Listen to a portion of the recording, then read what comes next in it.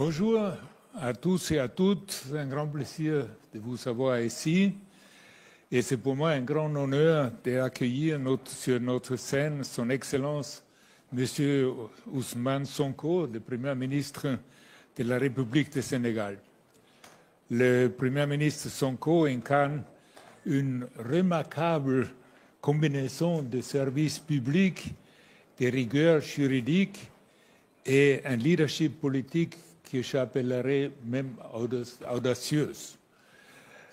Diplômé de l'École nationale de l'administration du Sénégal, il est depuis longtemps engagé à mettre en place des institutions qui sont fondées sur la transparence et la responsabilité. En tant que fondateur du parti politique PASTEF et en tant que Premier ministre, il représente aujourd'hui une nouvelle ère de la politique sénégalaise, marquée par un fort accent sur la autonomisation des jeunes et la transformation économique.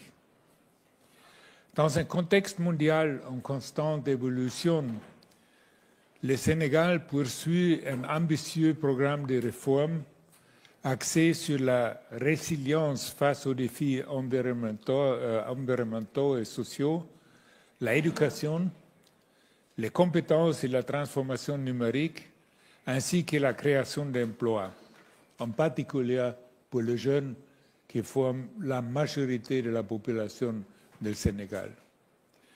Parallèlement, le Sénégal redéfinit ses partenariats internationaux avec une vision fondée sur le respect mutuel, la équité et la coopération régionale, notamment à travers son soutien à la zone de libre-échange continentale africaine.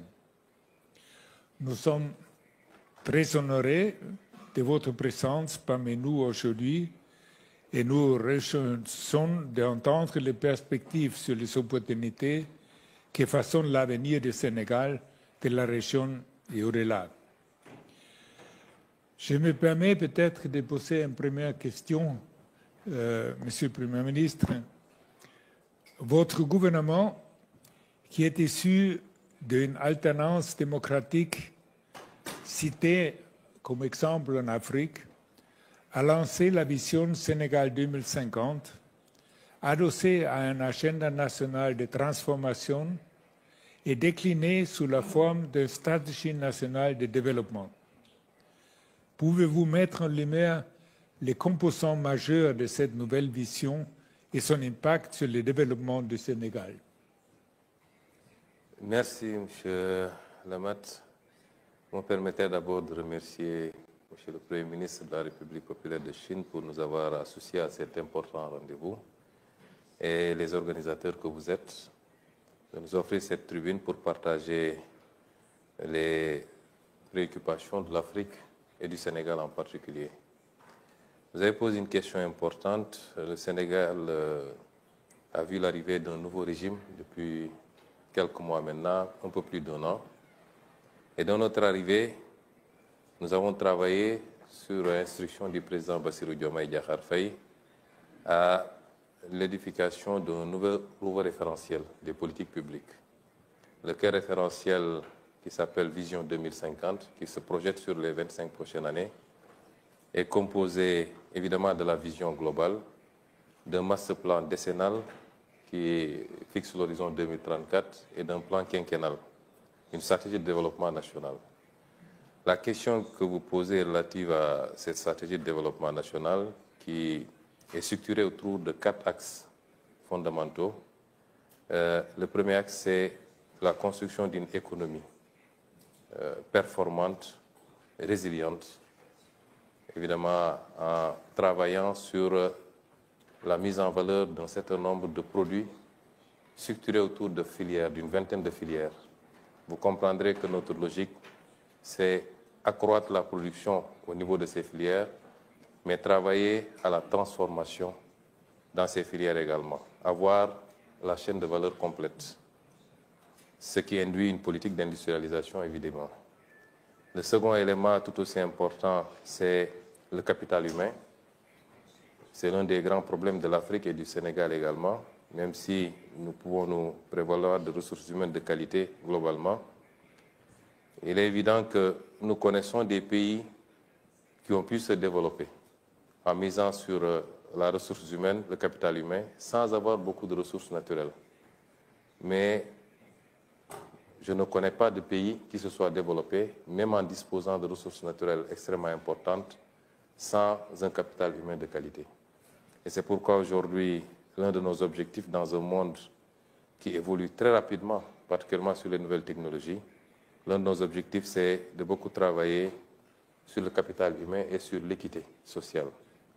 Le troisième élément, c'est la réforme territoriale, qui est extrêmement importante et qui va se structurer autour de l'urbanisation, autour de 8 pôles de développement économique.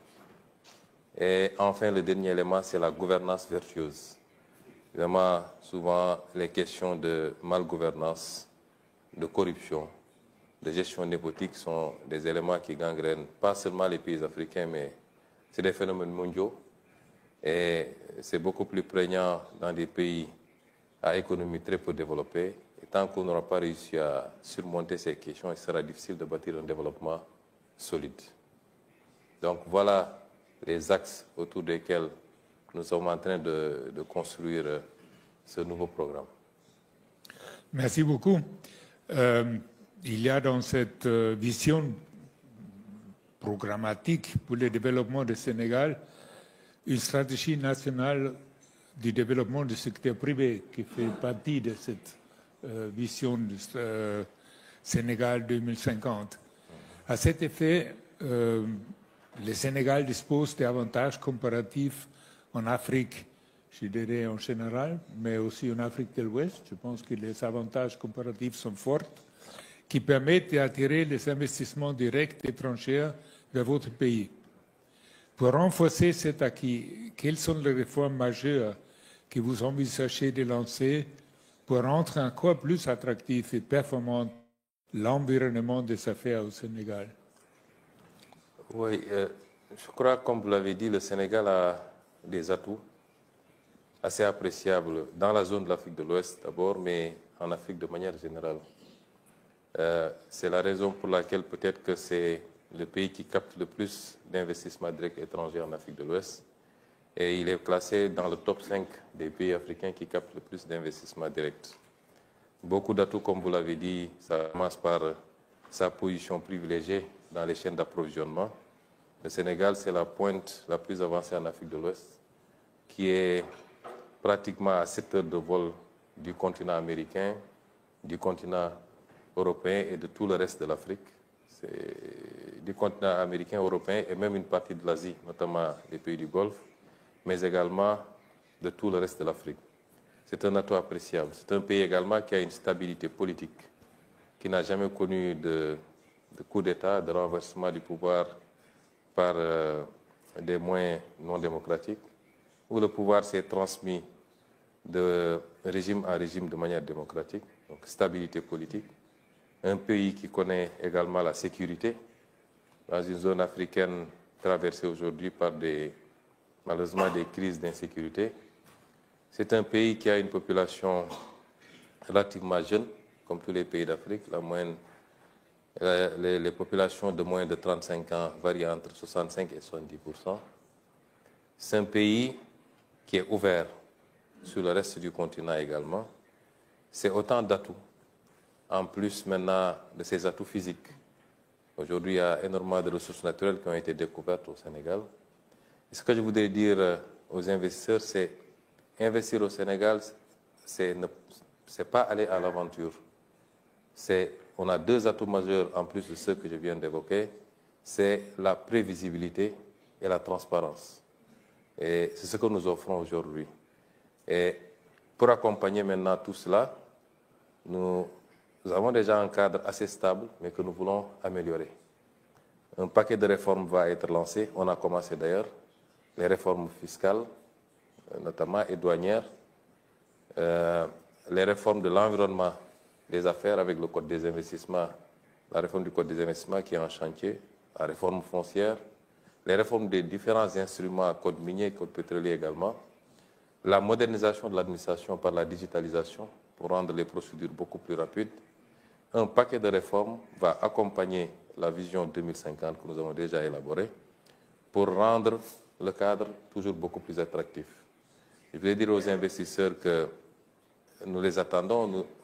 On a beaucoup d'investisseurs déjà qui manifestent leur appétit, en plus de ceux qui sont déjà au Sénégal.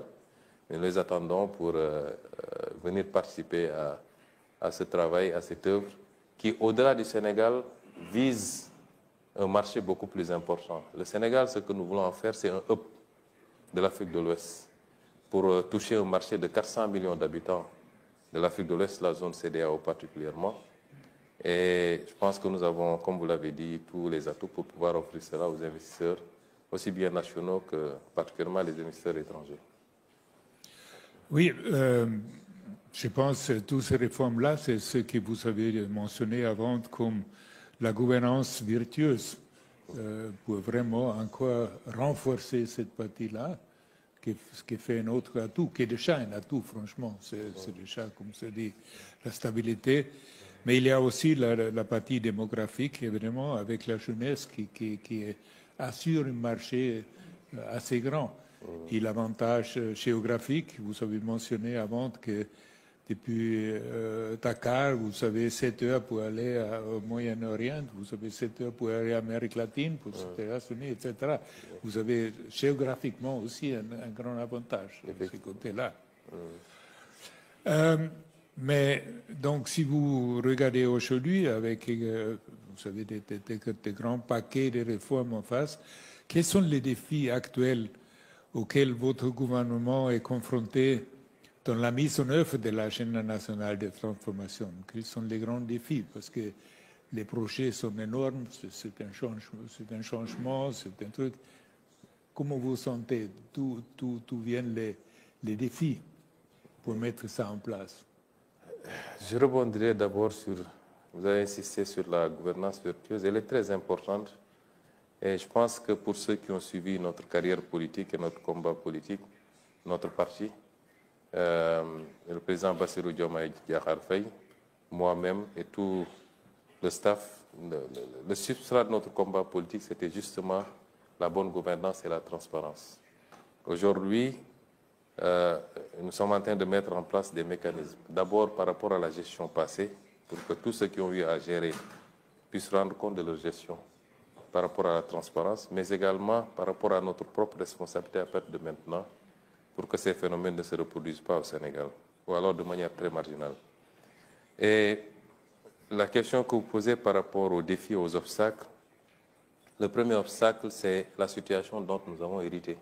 Évidemment, quand nous sommes arrivés, le président Diomaye Faye a demandé à ce que nous fassions la situation de référence, que nous fassions l'audit des finances publiques et l'audit de toute la gestion de manière générale. Cet exercice a révélé un résultat malheureusement pas très réjouissant, puisque la dette dont nous étions supposés hériter quand nous remplacions le régime tournait autour de 70%, 74%. Et quand nous avons fini l'audit, la dette avoisinait les 100%. Le déficit également, qui était projeté à 4,5 ou quelque chose pour cent, a dépassé les 10% et arrivé à 14%. C'est un exercice que nous avons volontairement fait. Et quand nous l'avons fait, nous avions la possibilité aussi de ne pas révéler ces chiffres parce que nous en connaissons les conséquences. Dès que vous révélez ces ratios, évidemment, ça peut crisper les partenaires, à commencer par les partenaires multilatéraux, le Fonds monétaire international, mais les partenaires bilatéraux également, et les marchés. Mais nous avons fait le pari de dire la vérité, d'abord à notre peuple. C'est en ligne avec votre politique de transparence. De transparence. Que je pense que c'est la base de la confiance. De la confiance, justement. De regagner la confiance. Justement.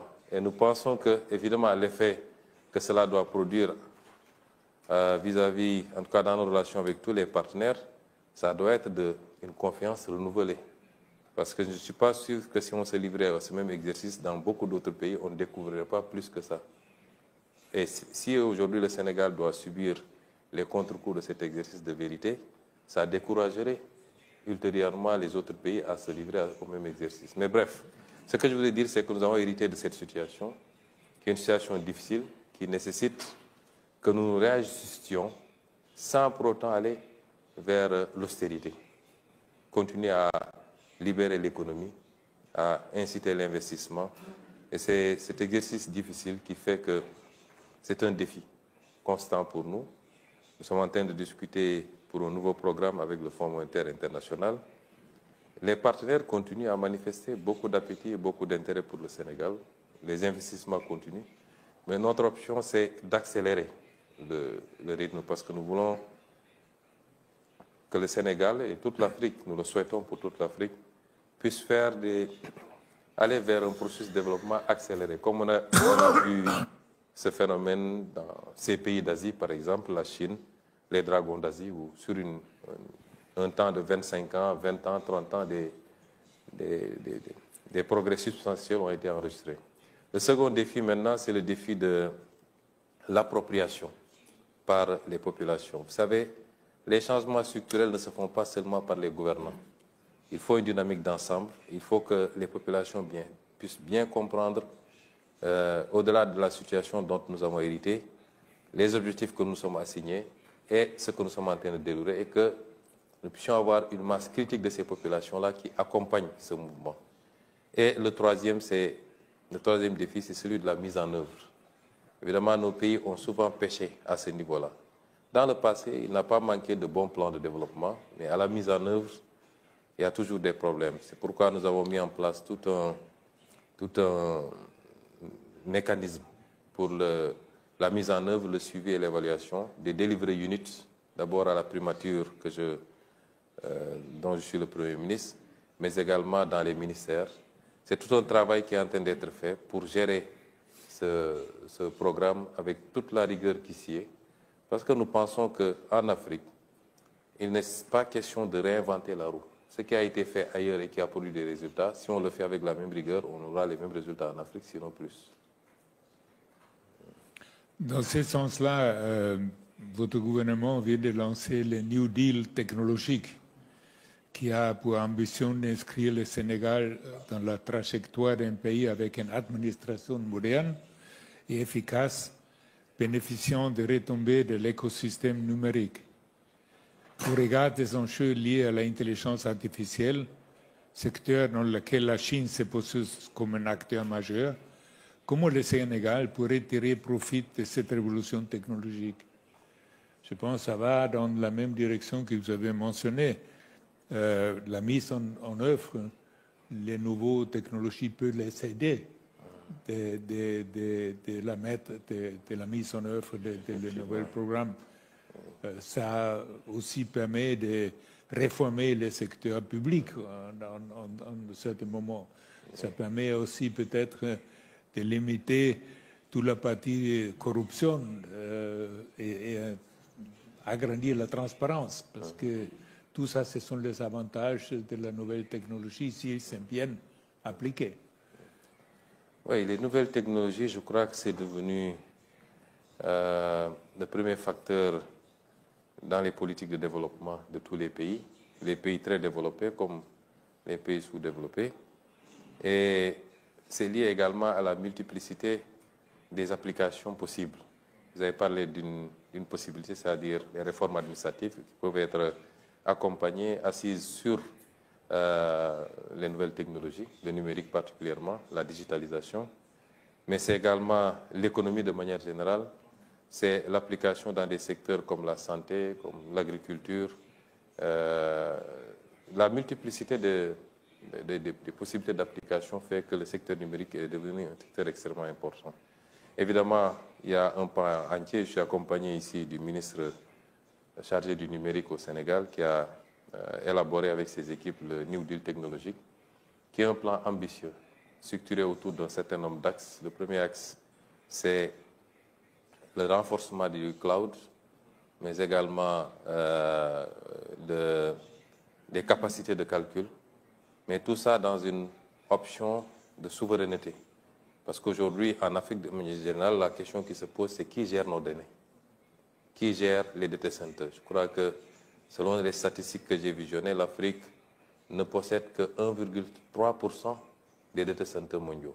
Vous voyez comme le gap est énorme. Et c'est d'abord une question de souveraineté. Le second élément maintenant, c'est la formation. Investir dans l'intelligence artificielle et toutes les autres options des nouvelles technologies, mais également encadrer par la formation et par le financement les start-up, généralement portées par la jeunesse. Et tout ça dans l'option d'en faire un moteur de l'économie endogène dans notre pays. Le troisième élément, c'est les applications dont on a parlé tout à l'heure. Les applications dans la santé, dans l'agriculture pour améliorer nos performances, dans tous les autres secteurs. L'éducation, évidemment. On parlait tout à l'heure de capital humain, l'éducation. Et le dernier élément, c'est le partenariat stratégique. Nous discutons avec beaucoup de partenaires. Il y a 3 jours à Hangzhou, nous avons visité le siège d'Alibaba, nous avons visité le siège de Brenco, je crois, qui sont très avancés sur les questions d'intelligence artificielle, de nouvelles technologies. Ce partenariat stratégique-là qui nous permettrait peut-être de bénéficier de cette mouvance tirée par les pays les plus avancés dans le domaine. Donc c'est un élément, un facteur extrêmement important et nous invitons également tous les partenaires à une coopération, une collaboration très approfondie dans ce domaine. Dans la partie des avantages comparatifs, l'infrastructure, à mon avis, au Sénégal, il est un avantage comparatif aussi. Si on compare avec les pays voisins, je pense que de ce côté-là, le Sénégal il a un grand avantage aussi. Comment ça se présente dans l'infrastructure numérique? Vous avez aussi un avance sur les voisins ou... Oui, sur l'infrastructure numérique, effectivement. De manière générale, sur l'infrastructure, des investissements ont été consentis.